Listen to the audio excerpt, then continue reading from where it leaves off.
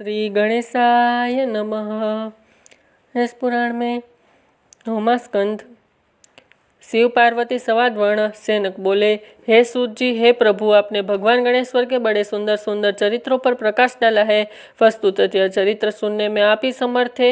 हे दयामय, उनके और भी जो महत्वपूर्ण चरित्र हो उन्हें कहने की कृपा कीजिए। सूत जी ने प्रसन्न होकर कहा, हे सैनक, हे महाभाग, तुम धन्य हो जो गणेश्वर का चरित्र सुनते सुनते तुम्हारी तृप्ति ही नहीं होती। अब मैं तुम्हें इन्हीं में संबंधी अन्य कथा सुनाता हूँ। एक बार नारद जी सत्यलोक में गए थे। वहाँ उन्होंने लोक पिता में ब्रह्मा जी से पूछा था कि प्रभु, सर्वसुलभ उपासना किस देवता की है, अधिक कठिनाई भी न हो और अभिष्टों की भी प्राप्ति हो जाए।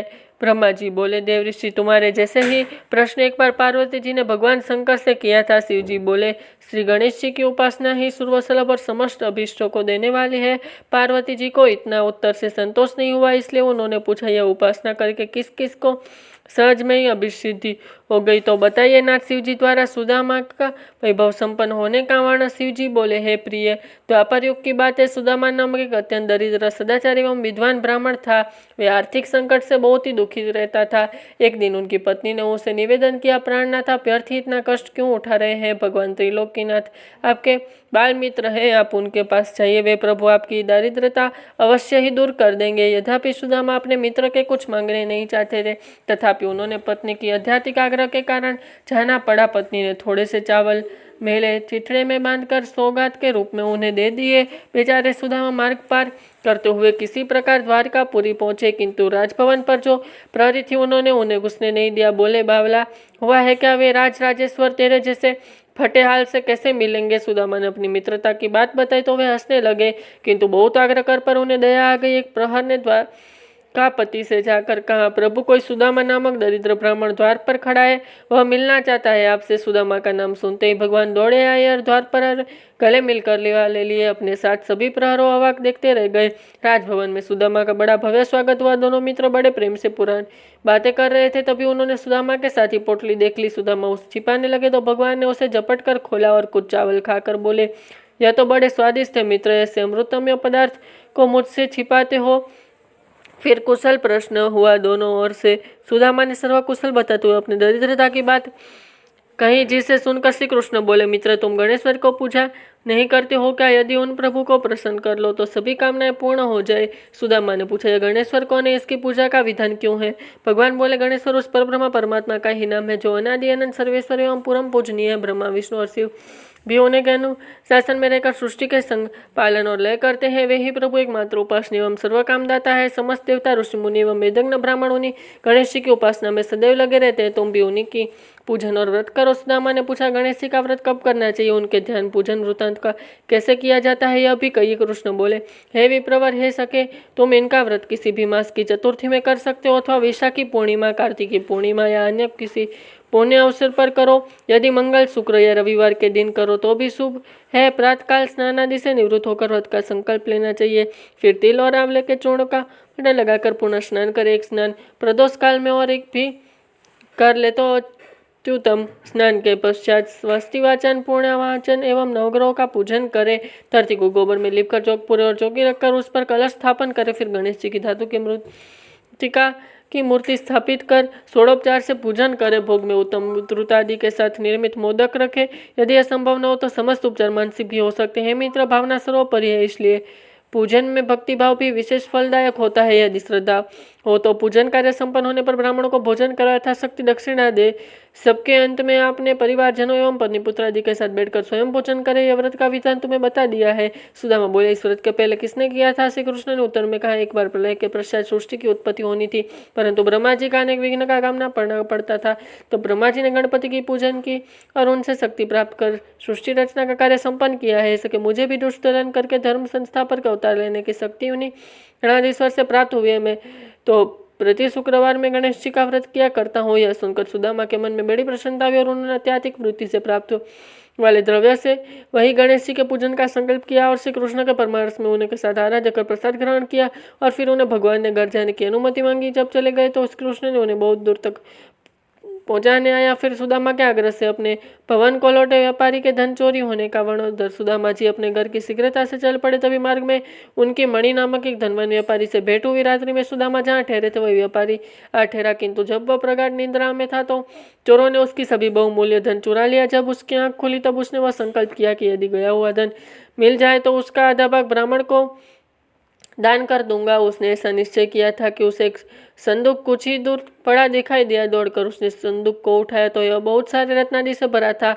उसने प्रसन्न होकर संदूक को आधा धन सुदामा को दान कर दिया। सुदामा को उससे बड़ी प्रसन्नता हुई और उन्होंने उस अधिक धनिक व्यापारी को भी साथ लेकर भगवान गणाध्यक्ष का वहीं पूजन किया। सायंकाल में जब पूजन कार्य संपन्न हो गया तब सुदामा ने भगवान गणेश्वर के साक्षात दर्शन हुए। सुदामा ने भक्तिभाव पूर्वक उनके चरण पकड़ लिए और स्तवन करने लगे। उन्हें प्रभु से निवेदन किया, हे दयानिधि, हे सत्य स्वरूप, परम दयालु और भक्तवत्सल, हे नाथ, आपकी महिमा अपरंपार है, जिसे ब्रह्मा विष्णु और शिव भी नहीं जान पाते, तो मेरे जैसे तुझ जीव का तो कहना ही क्या है। प्रभु, आप सर्वशक्तिमान की स्तुति के लिए सार्थक शब्दों का भी तो मुझे ज्ञान नहीं है। दिन बधु मुझ पर दया कीजिए, आपको वारंवार नमस्कार है, नमस्कार है। श्री गणेश जी से प्रश्न होकर सुदामा को मस्तक पर अपना वरदस्त फरते हुए कहा, विप्र श्रेष्ठ, वर मांगो, मैं तुम पर बहुत प्रसन्न हूँ। सुदामा ने हाथ जोड़कर कहा, करुणा सिंधु, जब आप सर्व ऐश्वर्य की मुझ पर पूर्ण कृपा हो तो फिर क्या मांगू है नाथ। यदि आप प्रसन्न हो तो मुझे अपनी अनन्य दृढ़ भक्ति प्रदान कीजिए, बस यही मेरे लिए अत्यंत श्रेष्ठ वर होगा। गणेश वरने एवं मस्तु कहकर अत्यंत अंतर्ध्यान हो गए। उस समय वह धनिक भी वहीं उपस्थित थे। उसने सुदामा से गणेश जी के पूजन और महात्म्य संबंधित कुछ बातें पूछी और फिर उसे स्वयं भी गजानन का व्रत करने का संकल्प किया। सुदामा पर भगवान गणाध्यक्ष की बड़ी अति कृपा। सुदामा वहां से चलकर अपने घर पहुंचा तो यह देखकर अत्यंत विस्मय करने लगा कि वहाँ कहीं भी उसकी पर्णकुटी नहीं है, वरन एक अत्यंत वैभवशाली भवन खड़ा है जो वहाँ कभी नहीं था। सुदामा सोचने लगे कि यह क्या हुआ, क्या किसी ने मेरा कुटी तोड़वाकर अपना महल बनवा लिया, और यदि ऐसा है तो मेरी पत्नी कहाँ गई। सुदामा इस प्रकार चिंता में बैठे थे तब उनकी पत्नी ने भवन के भीतर से उन्हें देख लिया और सेवकों को बुला लाने की आज्ञा दी। सब भीतर गए तो उन्होंने पत्नी ने कहा, नाथ, रात में तो आप पर्णकोटी से सोई थी और प्रातः के खुलने पर कोई इस राजसी भवन में पाया। मुझे आश्चर्य है कि यह सब क्या हो गया, यह इतना दास दासी भी न जाने कहाँ से आ गए। तब सुदामा ने भगवान गणेश्वर से प्रसन्न होने का समस्त वृत्तांत सुना दिया।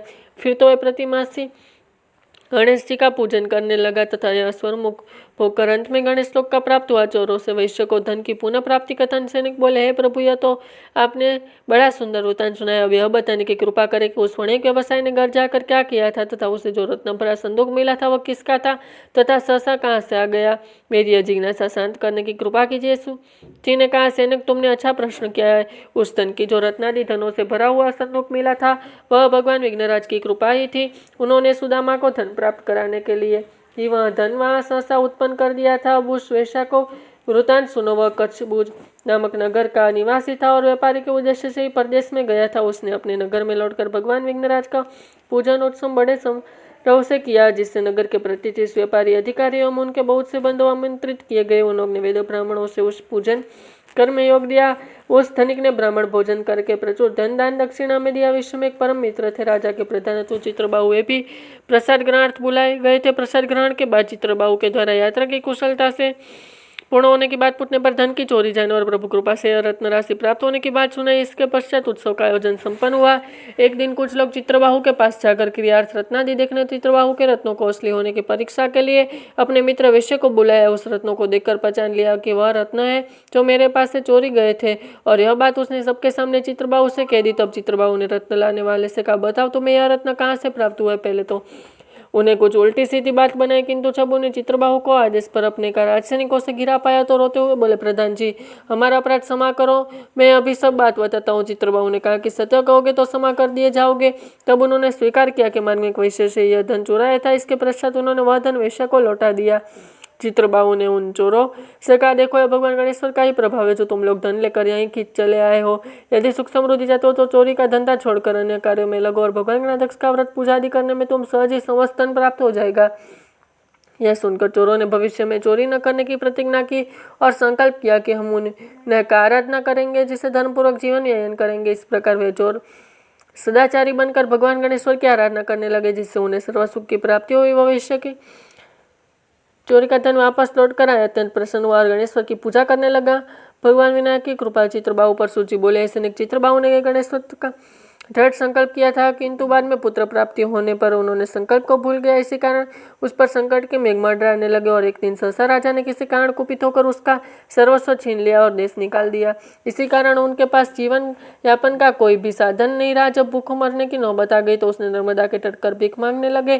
तभी एक दिन उसने शुक्रदेव जी के आश्रम में देखा तो भीतर जाकर महर्षि को प्रणाम कर बैठा। महर्षि ने पूछा, तुम कौन हो, कहाँ से आए हो, क्या प्रयोजन है तुम्हारा? यह सुनकर चित्रबाहु ने अपने समस्त वृत्तांत निवेदन किया और अपने संकट से मुक्त होने का उपाय पूछा। महर्षि ने कुछ देर ध्यान लगाने के बाद वह सतों में पुत्र प्राप्ति के लिए भगवान विनायक के व्रत का संकल्प किया था, जिसे पुत्र उत्पन्न हुआ तो भूल गए। इसी कारण तुम्हें यह घोर संकट भोगना पड़ रहा है। इस स्थिति में छुटकारा पाने के लिए भगवान विनायक का व्रत और पूजन करो, फिर तुम्हें कोई कष्ट नहीं होगा और तुम अपने पूर्वज को भी पालोगे। ऐसे सैनिक शुक्रदेव मुनि की बात सुनकर चित्रबाहु को अपनी भूल या बड़ा पश्चाताप हुआ और उसने तुरंत ही विनायक भगवान के व्रत का संकल्प की। गणेश चतुर्थी के शुभ दिवस से गणेश जी का भक्तिभाव से पूजन किया, जिसके प्रभाव से पूर्वपद और वैभव को शीघ्रता से प्राप्त हो गई।